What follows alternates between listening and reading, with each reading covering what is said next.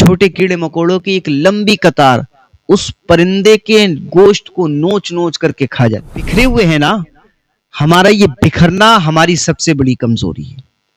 ہماری ایکتا ہماری طاقت. اسلام یہ مٹ نہیں سکتا, اس کو کوئی مٹا نہیں سکتا, کوشش کوئی کتنی بھی کر لے. سنا ہے نا کہ جب تک بچہ روتا نہیں ہے ماں اس کو دودھ نہیں پلاتی.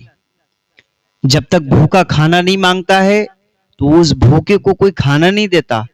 بندہ اگر اپنے گھر پہ لیٹا رہے, آرام کرتا رہے اور وہ سوچے کہ رزق اس کی جھولی میں آ گرے گا, تو ایسا نہیں ہوتا. رزق دینے والا میرا رب ہے, لیکن آپ جد و جہد کریں گے, کام کریں گے, ہاتھ پیر ہلائیں گے, آپ کو رزق ملے گا. بھوکا کھانا مانگے گا تو اس کو کوئی نہ کوئی دے دے گا. بچہ روئے گا تو ماں دودھ پلا دے گی. اسی طریقے سے مسلمانوں کو چاہیے کہ وہ اپنے حق کی آواز اٹھائیں اور حق کی لڑائی لڑیں. ملک ہندوستان میں اس وقت حالات اس قدر بد سے بدتر ہوتے جا رہے ہیں. اگر اس وقت ہم نے نہ سوچا, اس وقت ہم نے اس کی فکر نہ کی, تو دنیا تیار بیٹھی ہے. لوگ بالکل تیار ہیں کہ کسی بھی طریقے سے ہم اس قوم کو تباہ کر دیں, اس کو مٹا دیں.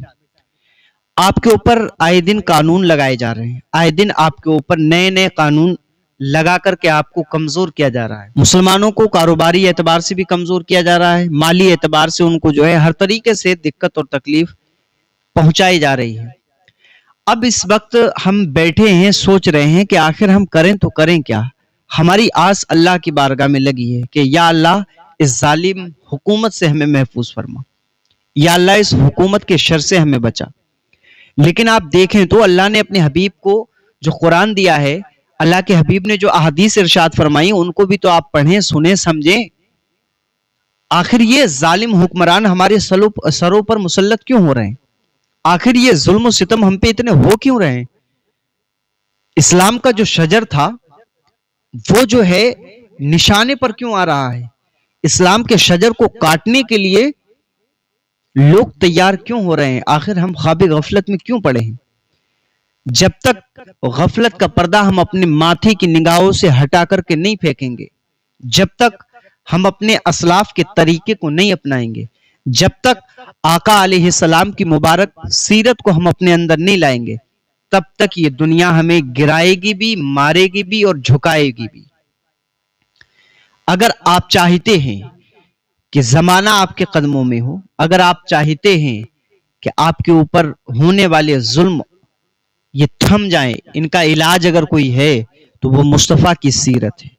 آقا علیہ السلام کی سیرت پہ آپ پڑھیں, عمل کریں, اور دیکھیں مصطفیٰ کریم صلی اللہ علیہ وسلم نے ہمارے لیے کیا ارشاد فرمایا.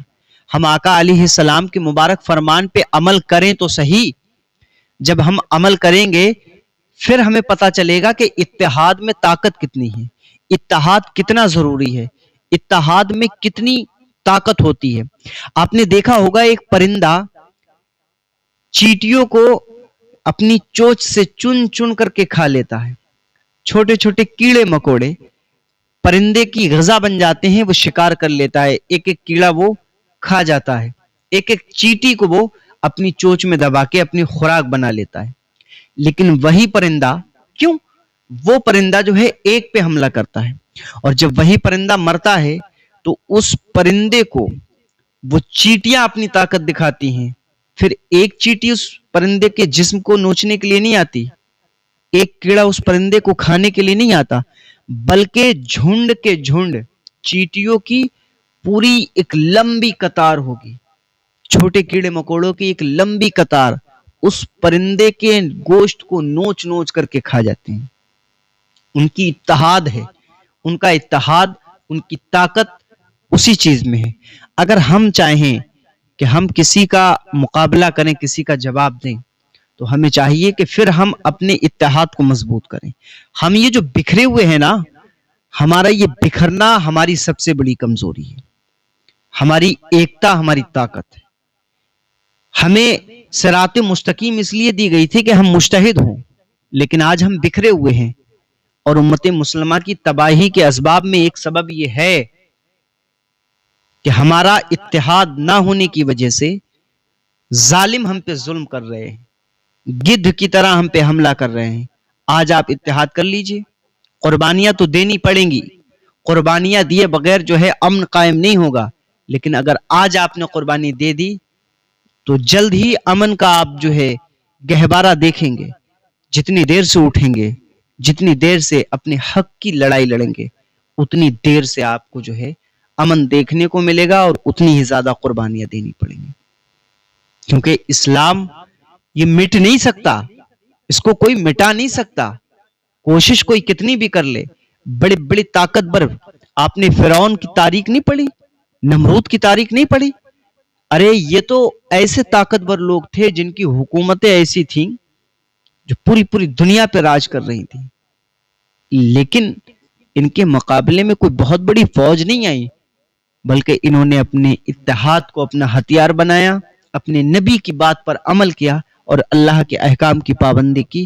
اللہ نے جو ہے اس قوم کی حفاظت بھی کی ہے اور بڑے بڑے ظالم بادشاہوں کو نیست و نابود بھی کیا ہے۔ اٹھو صحیح، دیکھو اور ان پہ عمل کر کے دیکھو، نتیجہ اور رزلٹ تمہارے سامنے ہو۔